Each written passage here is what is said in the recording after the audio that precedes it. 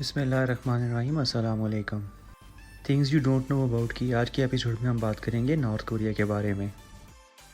North Korea का नाम जहन में आते ही सब लोगों को एक आइसोलेटेड नेशन या फिर जंग, मिज़ाइल और ऐसी चीज़ों का तस्वुर आता है, जैसा कि नॉर्थ कोरिया का एक इमेज बन चुका हुआ है।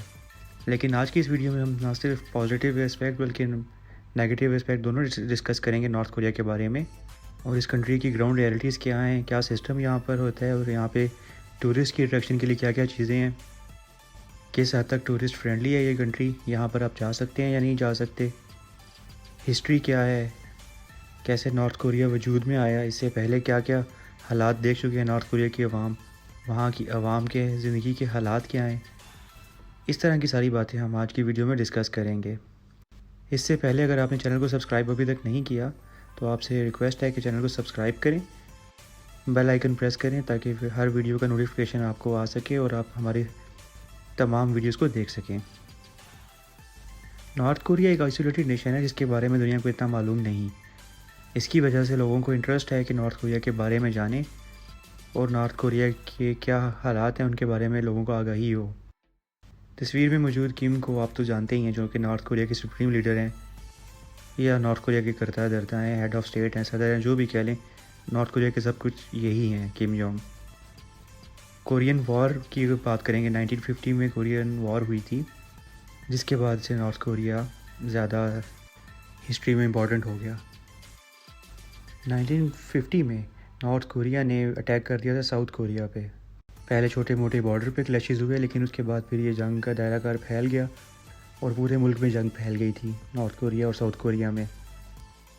वर्ल्ड वॉर 2 के बाद हालात वैसे ही दुनिया के अजीबो-गरीब थे, कोई किसी का एलाय था, कोई किसी का एलाय था। तो अगर इस जंग में बात करें, नॉर्थ कोरिया के एलाय जो थे वो चाइना था और उस वक़्त का सुपर पावर रशिया, यानी उस वक़्त तो वो सोवियत यूनियन था। तो सोवियत यूनियन और चाइना ने सपोर्ट किया था नॉर्थ कोरिया को इस जंग में। दूसरी तरफ हम बात करेंगे साउथ कोरिया की, कि साउथ कोरिया के सपोर्टर कौन थे। तो जो साउथ कोरिया को सपोर्ट अब भी करते हैं, तब भी उन्होंने ही सपोर्ट किया था, यानी यूएसए और उसके एलाई ने सपोर्ट किया था साउथ कोरिया को। जंग तकरीबन 2 साल जारी रही और 1953 में इस जंग को ख़त्म किया गया और सीज़ फायर हो गई। जो बॉर्डर लाइन थी उसको फिर इंटरनेशनल बॉर्डर तो तस्लीम नहीं किया गया, लेकिन जंग बंदी की लाइन ज़रूर कहा जाता है। कोरिया की फॉर्मेशन के बारे में बात करें तो पहले कोरिया एक यूनाइटेड मुल्क था। 1945 में जब जापान ने सरेंडर किया तो उसके बाद हालात दुनिया के काफ़ी जियोग्राफिकली चेंज हुए, कोरिया में भी इस चीज़ का असर आया और 1945 में कोरिया को 2 जोन्स में डिवाइड कर दिया गया, जो कि बराबर थे रकबे के लिहाज से और रिसोर्स के लिहाज से। एक नॉर्थ कोरिया बन गया और एक साउथ कोरिया बन गया, लेकिन यहाँ का कल्चर और सब कुछ सिमिलर हैं। अब जो नॉर्थ हिस्सा था इस कोरिया का, उसको सोवियत यूनियन यानी रशिया की एडमिनिस्ट्रेशन में डाल दिया गया और जो साउथ का हिस्सा था वो यूएसए की एडमिनिस्ट्रेशन में चला गया। 3 साल इसका यही स्टेटस रहा कि एडमिनिस्ट्रेटेड एरिया इसको कहा गया। जब 1948 में से कोल्ड वार के असरात दुनिया पर असर आना शुरू हो गए, अमेरिका और रशिया के दरमियान जो कोल्ड वार थी, तब ये दोनों स्टेट्स को एक सॉवरेन स्टेट्स बना दिया गया और दोनों को इंडिपेंडेंट मुल्क बना दिया गया, एक रिपब्लिक ऑफ नॉर्थ कोरिया और एक Republic of south Korea. Independent होने के बाद भी इन दोनों को मुतलका सपोर्ट हासिल रही, यानी नॉर्थ को रशिया और चाइना की सपोर्ट थी और साउथ को यूएसए और उसके एलाइज की सपोर्ट थी। यहाँ से ही नॉर्थ कोरिया में किम डायनेस्टी का आगाज़ हुआ।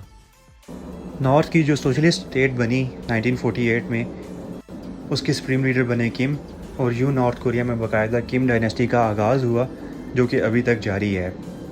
किम डायनेस्टी के बारे में बहुत सारी बातें की जाती हैं और उनमें से अक्सर बिल्कुल सच भी हैं, लेकिन एग्जैक्ट क्या है वो दुनिया नहीं जानती, क्योंकि एक बहुत सीक्रेटिव स्टेट है नॉर्थ कोरिया, जिसके बारे में एग्जैक्ट फैक्ट और फिगर्स दुनिया को सही तरह से मालूम नहीं है।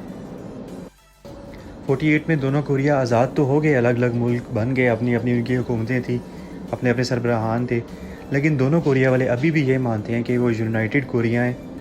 नॉर्थ कोरिया वालों का दावा यह है कि साउथ भी उनका है और इसी तरह का दावा साउथ वालों का भी है, यानी दोनों तरफ यही मानते हैं कि कोरिया यूनाइटेड है, एक ही कोरिया है, नॉर्थ और साउथ नहीं है, ये परमानेंट नहीं है, टेम्परेरी अरेंजमेंट है बॉर्डर की, और दोनों ही वजीद हैं कि उनकी हुकूमत पूरे कोरिया में बन जाए।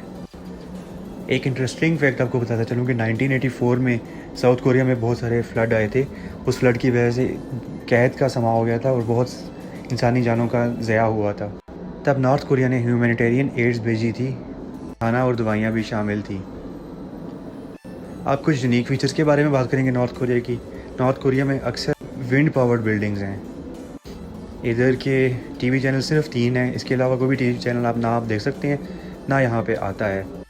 जो बच्चे तालीम हासिल करते हैं उनके पेरेंट्स की ज़िम्मेदारी है ये कि अपने बच्चों को डेस्क और चेयर स्कूल में या कॉलेज में वो प्रोवाइड करें।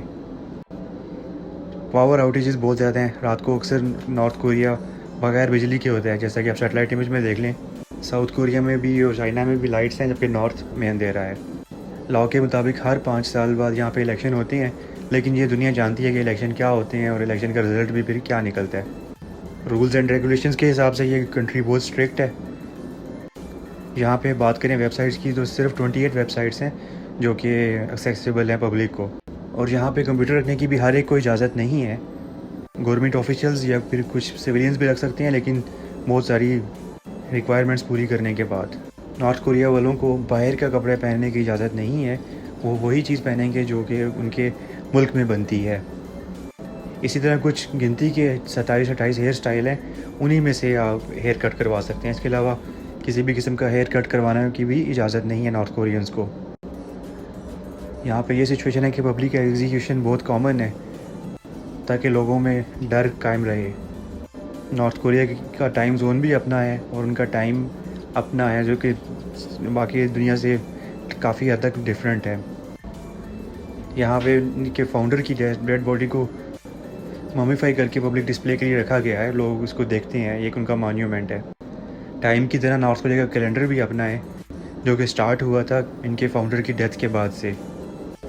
नॉर्थ कोरिया का आर्ट बहुत यूनिक है और इनके आर्किटेक्चर को एक आर्ट माना जाता है दुनिया में। इसी तरह इनकी एनिमेशन और एनिमेटेड मूवीज़ भी दुनिया भर में मशहूर हैं, जो कि लोग शौक़ से देखते हैं। दीगर स्पोर्ट्स की तरह बास्केटबॉल भी खेली जाती है, लेकिन यहाँ पे बास्केटबॉल में इनके अपने रूल्स हैं, जो कि इंटरनेशनल बास्केटबॉल के रूल से काफ़ी डिफरेंट है। यहाँ पे 3 जनरेशन क्राइम का एक रिवाज है। अगर कोई इंसान जुर्म करता है तो उसकी सज़ा उसके माँ बाप को भी मिलती है और उसके दादा दादी को भी मिलती है या उसके बच्चों को भी मिलती है। यही वजह है कि यहाँ पे क्राइम की रेशो बहुत कम है या फिर ना होने के बराबर है। इसके अलावा बैरूनी दुनिया के तमाम म्यूज़िक और गाने नॉर्थ कोरिया में बैंड है, आप नहीं सुन सकते। नॉर्थ कोरिया के लोगों को सिर्फ इजाज़त है अपना रवायती म्यूज़िक सुनने की और वही म्यूज़िक सुनने की या गाने सुनने की जो गवर्नमेंट उनको प्रोवाइड करे। जिस तरह हर चीज़ में रिस्ट्रिक्शन है नॉर्थ कोरिया में, ऐसे इनके रिलीजन फेथ में भी रिस्ट्रिक्शन है। नॉर्थ कोरिया अपने आप को एथिस्ट कंट्री बोलता है और ऑफिशियली यहाँ का कोई भी मज़हब नहीं है, ना ही किसी मज़हब की प्रैक्टिस करने की यहाँ पे इजाज़त है। अगर आप यहाँ पे टूरिस्ट बनकर गए हैं और आप किसी भी किस्म का कोई मजहबी सिंबल या कोई इबादत करेंगे पब्लिक प्लेस में, तो इसको एक जुर्म समझा जाएगा और नॉर्थ कोरिया की अथॉरिटीज़ आपको कैद में डाल सकती हैं और सवेयर केसेस में आपको टॉर्चर भी कर सकते हैं या फिर डिपोर्ट कर सकते हैं। एक और इंटरेस्टिंग बात, ब्लू जीन्स पहनना नॉर्थ कोरिया में अलाउड नहीं है, क्योंकि ब्लू जीन्स को नॉर्थ कोरिया वाले समझते हैं कि ये यूएसए की पहचान है। तो यूएसए से जितनी उनको नफ़रत है तो वो लोग ब्लू जीन्स भी पहनने नहीं देते। स्केटिंग करना या रोलर स्केटिंग करना नॉर्थ कोरिया की कैपिटल में बहुत कॉमन है और बड़े शौक़ से ये लोग करते हैं। दुनिया के कुछ सबसे बड़े स्पोर्ट्स स्टेडियम नॉर्थ कोरिया में हैं और ये लोग ओलंपिक्स में भी रिप्रेजेंट कर चुके हैं काफ़ी दफ़ा। एक दफ़ा ओलंपिक्स में यूनिफाइड कोरिया की टीम बनी थी, नॉर्थ कोरिया और साउथ कोरिया की एक साथ टीम बनी थी।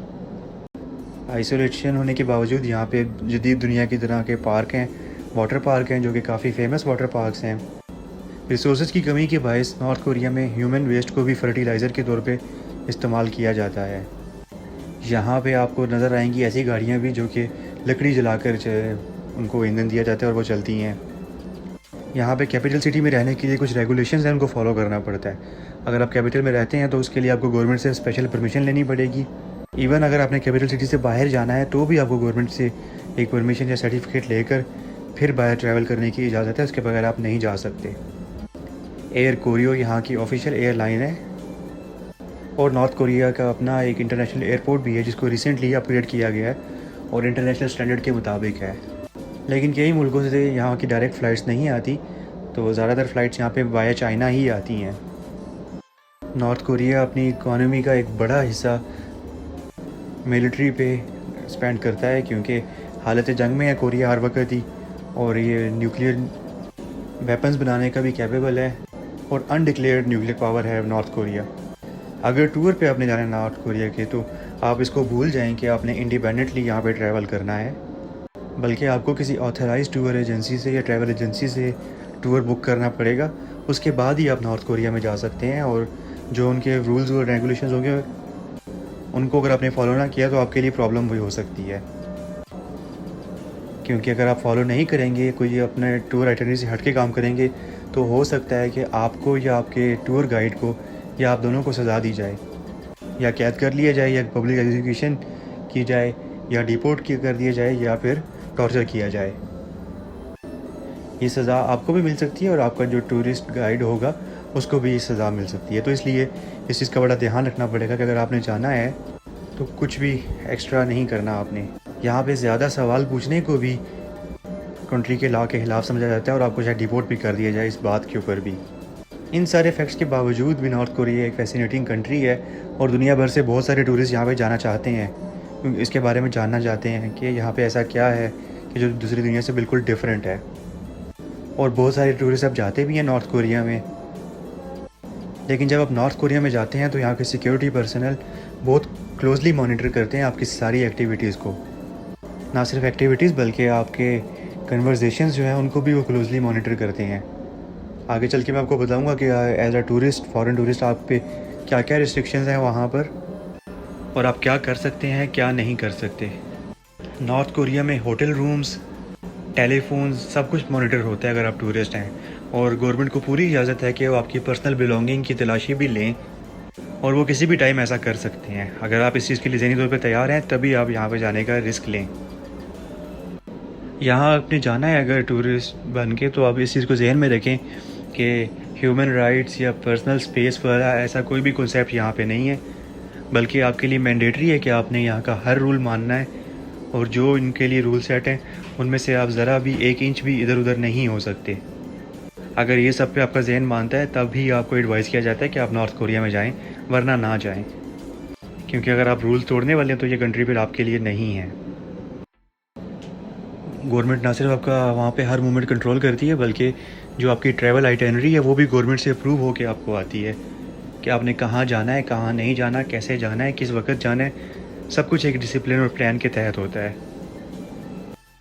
किसी भी कोरियन टूर इंडस्ट्री के थ्रू ही आप यहाँ पे ट्रैवल कर सकते हैं। इसके अलावा आप सोलो ट्रैवल को तो भूल जाएं, सोलो ट्रैवल की यहाँ पे इजाज़त ही नहीं है सिरे से। अगर आपने जाना है तो आप किसी कोरियन टूरिस्ट एजेंसी से कॉन्टैक्ट करें, वो आपको यहाँ पे लेके जा सकती हैं। आपका गाइडेड टूर वो पूरा बनाएंगे, पूरी आइटनरी बनाएंगे, उस पर साइन करें आप फिर जाएं। ऐसा पॉसिबल नहीं है कि आप वीज़ा लेके किसी भी जगह पर चले जाएं। जो आपके गाइडेड टूर में शामिल होगा और जो जो जगह अलाउड है टूरिस्ट को जाना, सिर्फ आप वहीं पे जा सकते हैं। इसके अलावा कहीं पर भी आप नहीं जा सकते।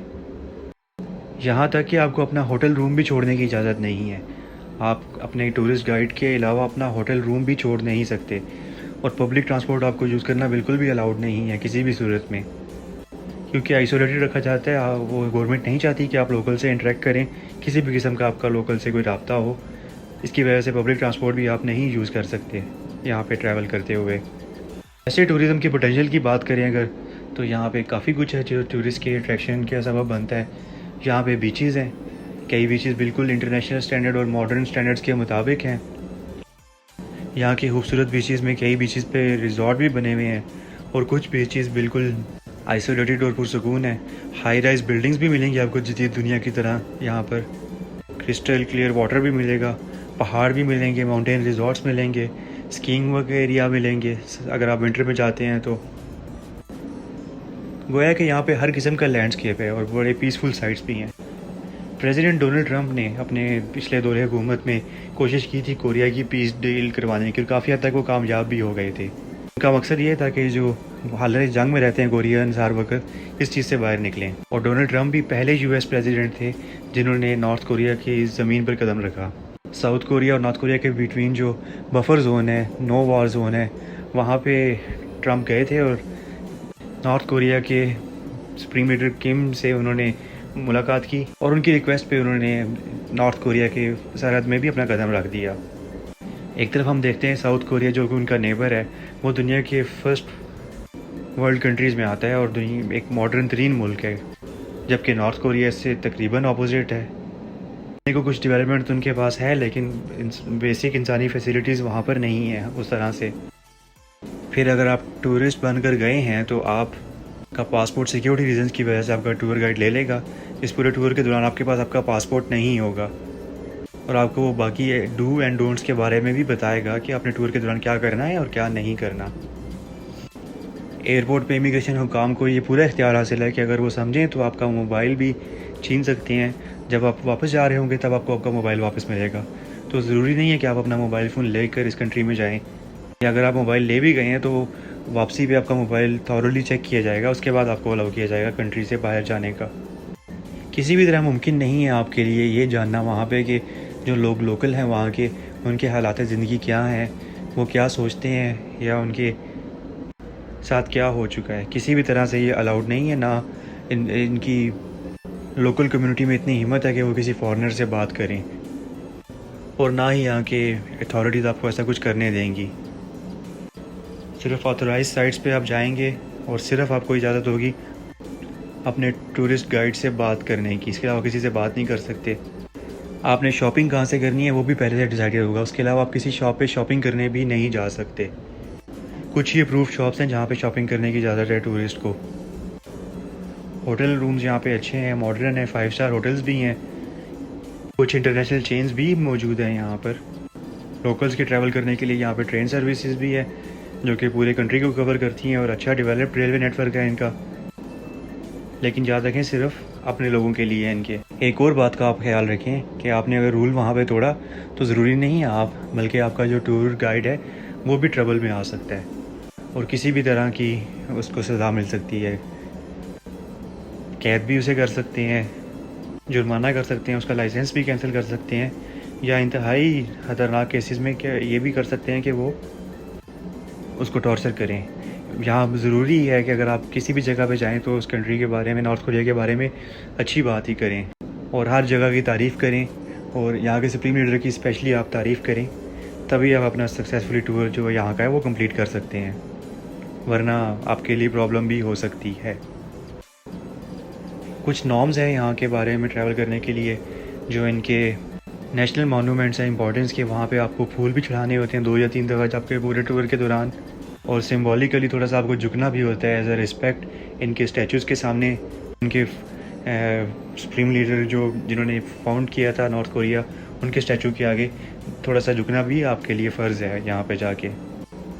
एक बात का ख़ास ख्याल रखें, यहाँ के जो लीडर्स हैं उनके बारे में हमेशा आपने रिस्पेक्टफुल रहना है। उनकी तस्वीर के पास से भी अगर गुजरना है या उनके स्टैचू के पास से गुजरना है तो रिस्पेक्टफुल वे में गुजरना है और एहतरामन थोड़ा सा झुकना भी है उनके सामने।